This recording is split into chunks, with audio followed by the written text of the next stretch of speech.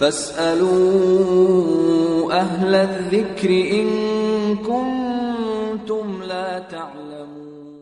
السلام علیکم ورحمۃ اللہ وبرکاتہ۔ میں ہوں آپ کا میزبان حافظ محمد دانش۔ محترم سامعین و ناظرین، آپ کے سوالات کے جوابات کے لیے ہمارے ساتھ موجود ہیں مفتی احمد بن محمد ارشد خان صاحب۔ مفتی صاحب، ایک صاحب کا سوال ہے، ایک شخص نے دوسری شادی کر لی ہے اور پہلی بیوی سے 2 سال سے کوئی کلام نہیں کیا ہے اور وہ اپنی ماں کے گھر رہ رہی ہے، تو کیا پہلی بیوی کو طلاق ہو گئی ہے اور وہ اپنی شادی دوسری جگہ کر سکتی ہے یا نہیں؟ بسم اللہ الرحمن الرحیم، الحمدللہ وحدہ والصلاة والسلام علی من لا نبی بعدہ۔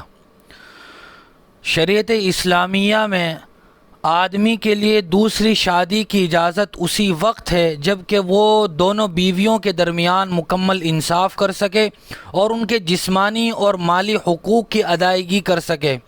اسی لیے اللہ تبارک و تعالی نے جہاں شریعت میں بلکہ قرآن مجید میں دوسری، تیسری یا چوتھی شادی کی اجازت دی ہے، وہاں حکم نہیں دیا ہے اور اجازت دینے کے ساتھ ساتھ عدل کی شرط لگائی ہے۔ وَإِنْ خِفْتُمْ أَلَّا تَعْدِلُوا، کہ اگر تم بیویوں کے درمیان انصاف کر سکتے ہو تبھی دوسری شادی کی اجازت ہے۔ مذکورہ سوال کے جواب میں اگر کسی آدمی نے دوسری بیوی سے شادی کر لی ہے تو پہلی بیوی کا خیال رکھنا بھی نہایت ضروری ہے۔ اس کے لیے اشیاء خورد و نوش، کھانے پینے کی چیزوں کا انتظام کرنا، گھر کا نفقے کا انتظام کرنا بھی اس کے لیے ضروری ہے۔ لیکن یہ بات یاد رکھنی چاہیے کہ 2 سال سے وہ اپنی بیوی سے ملا نہیں ہے تو صرف نہ ملنے کی وجہ سے اس پہلی بیوی کو طلاق نہیں ہو جائے گی، اور اس کے لیے دوسری شادی کی اجازت اس وقت تک نہیں ہوگی جب تک کہ شوہر اسے طلاق نہ دے دے، یا یہ کہ اس کا انتقال ہو جائے اور پھر عدت کے بعد وہ دوسری شادی کر سکتی ہے، اس وقت تک وہ اسی شوہر کے نکاح میں رہے گی۔ عامر خان صاحب کمنٹ باکس میں معلوم کرتے ہیں، میں نے ایک بیان میں سنا ہے کہ ہمارے نبی صلی اللہ علیہ وسلم نے کبھی اذان نہیں دی، کیا یہ بات درست ہے؟ مذکورہ سوال کے جواب میں ہمیں 2 بات سمجھنی ضروری ہیں۔ ایک تو ہے نفس اذان دینا اور ایک ہے نماز کے لیے اذان دینا۔ جہاں تک تعلق ہے صرف اذان کے کلمات کہنا، نفس اذان دینا، تو وہ حضور اکرم صلی اللہ علیہ وسلم سے صراحت کے ساتھ ثابت ہے کہ حضور اکرم صلی اللہ علیہ وسلم نے حضرات حسنین رضی اللہ تعالی عنہما کے کان میں اذان دی ہے۔ جہاں تک تعلق ہے نماز کے لیے اذان دینے کا تو اس سلسلے میں محدثین کا اختلاف ہے۔ علامہ نووی علیہ الرحمہ، اسی طرح جلال الدین سیوطی علیہ الرحمہ، یہ بڑے حدیث کے امام گزرے ہیں، ان کا کہنا یہ ہے کہ حضور اکرم صلی اللہ علیہ وسلم نے اذان دی ہے۔ البتہ علامہ ابن حجر عسقلانی، وہ بھی ایک بڑے عظیم محدث ہیں، وہ فرماتے ہیں کہ حضور اکرم صلی اللہ علیہ وسلم نے اذان نہیں دی ہے۔ محمد سعود بن مولانا عبد الودود دہلی سے معلوم کرتے ہیں، صلی اللہ علیہ وسلم، کیا یہ مکمل درود شریف ہے اور اس پر بھی 10 نیکیاں ملیں گی، اور درود شریف پڑھنے میں زیادہ ثواب ہے یا لکھنے میں؟ احادیث شریفہ کی کتابوں میں چھوٹے اور بڑے بہت سارے درود شریف موجود ہیں، لیکن صلی اللہ علیہ وسلم یہ مختصر درود ہے۔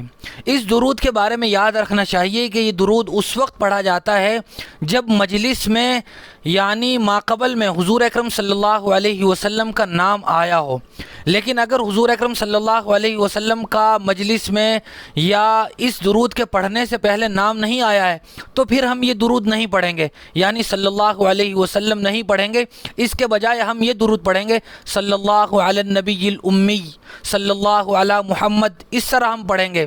چونکہ صلی اللہ علیہ میں جو ہا ضمیر ہے، عربی گرامر کے لحاظ سے اس کا مطلب یہ ہوتا ہے کہ پیچھے آپ صلی اللہ علیہ وسلم کا نام آیا ہے، محمد آیا ہے، اس پر ہم یہ درود پڑھ رہے ہیں۔ اگر آپ کا نام نہیں آیا ہے تو پھر یہ درود نہیں پڑھیں گے، بلکہ وہ درود پڑھیں گے جس کا تذکرہ کیا گیا ہے۔ اور اس درود شریف پڑھنے پر بھی 10 نیکیاں ملیں گی اور 10 درجات بلند ہوں گے۔ اللہ تبارک و تعالی 10 سیئات خطاؤں کو معاف فرمائیں گے۔ جہاں تک تعلق ہے لکھنے کا، تو آدمی جب لکھ رہا ہو اس وقت ساتھ ساتھ میں وہ زبان سے بھی ادا کر دے تو لکھنے کا ثواب بھی ملے گا اور پڑھنے کا ثواب بھی مل جائے گا۔ مولانا مبین بڑودہ سیانی سے معلوم کرتے ہیں، 2 آدمی تجارت میں شریک ہیں، ایک نے دوسرے کو مال تجارت کی زکوٰۃ ادا کرنے کا حکم دیا، پھر ہوا یوں کہ دونوں نے زکوٰۃ ادا کر دی، جس کا بعد میں علم ہوا، تو اب کیا حکم ہوگا، کس کی زکوٰۃ مانی جائے گی؟ مذکورہ سوال کا جواب یہ ہے کہ دونوں شریکوں میں سے جس نے بھی پہلے اس زکوٰۃ کو ادا کر دیا ہے، یعنی مال تجارت کی زکوٰۃ ادا کر دی ہے، تو وہ زکوٰۃ ادا ہو گئی ہے۔ لیکن پھر بعد میں دوسرے نے بھی ادا کر دی تو پہلے کی طرف سے ادا کی ہوئی زکوٰۃ چونکہ ادا ہو گئی تھی، اس لیے دوسرے شخص کا دیا ہوا مال وہ صدقہ بن جائے گا اور صدقے کی رقم بھی واپس نہیں لی جا سکتی ہے، گویا دونوں ہی کو راہ خدا میں خرچ کرنے کا ثواب مل جائے گا۔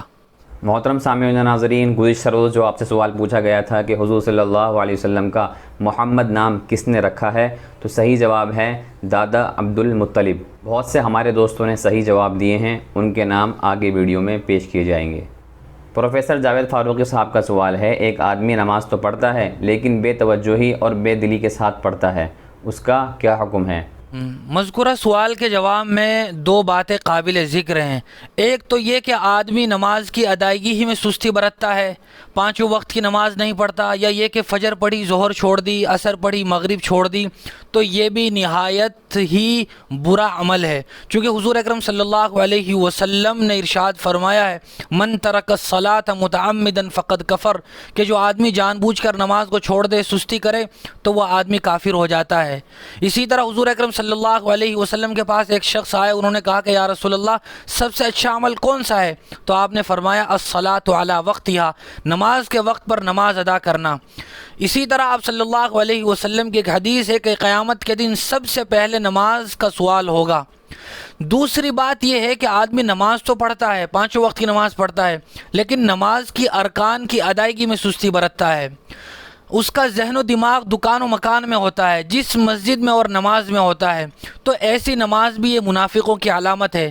قرآن مجید میں فرمایا قاموا کسالا، منافقین کے بارے میں کہا گیا ہے، یعنی وہ سستی کے ساتھ نماز پڑھا کرتے تھے۔ لہٰذا آدمی انتہائی خشوع خضوع اور آداب و مستحبات کی رعایت کے ساتھ نماز کی ادائیگی کا اہتمام کرے۔ اور آج کا سوال آپ کے لیے پیش ہے کہ حضور صلی اللہ علیہ وسلم نے ہجرت کے وقت کس غار میں پناہ لی، اس کا نام کیا ہے؟ جواب ہمارے کمنٹ باکس میں ضرور دیں، صحیح جواب دینے والے کا نام آئندہ آنے والی ویڈیو میں بتایا جائے گا۔ شریف بھائی صورت سے معلوم کرتے ہیں، ایک آدمی نے دوسرے کو قرض دیا اور اس پر سال گزر گیا، اور اس نے مقروض سے یہ بھی کہا کہ سال گزرنے پر جو زکوٰۃ اس مال پر واجب ہوگی وہ بھی تجھے ہی دینی ہوگی، تو آپ یہ بتائیں یہ زکوٰۃ کس پر فرض ہوگی اور اس طرح کی شرط لگانا کیسا ہے؟ قرض دی ہوئی رقم کی زکوٰۃ یہ مال کے مالک پر واجب ہوتی ہے، قرض دار پر واجب نہیں ہوتی، اور اس طرح کی شرط لگانا بھی صحیح نہیں ہے۔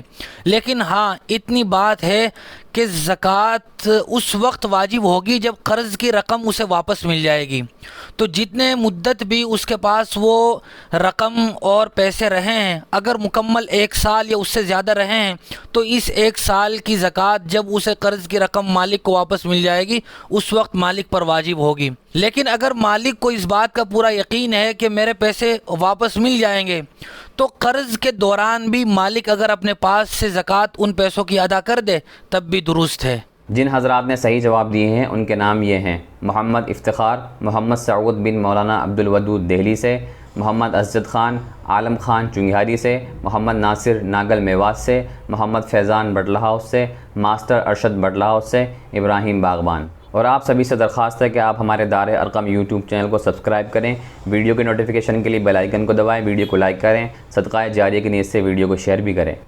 مولانا صدام راجستھان سے معلوم کرتے ہیں، مخنث یعنی ہجڑے کی کمائی کا کیا حکم ہے؟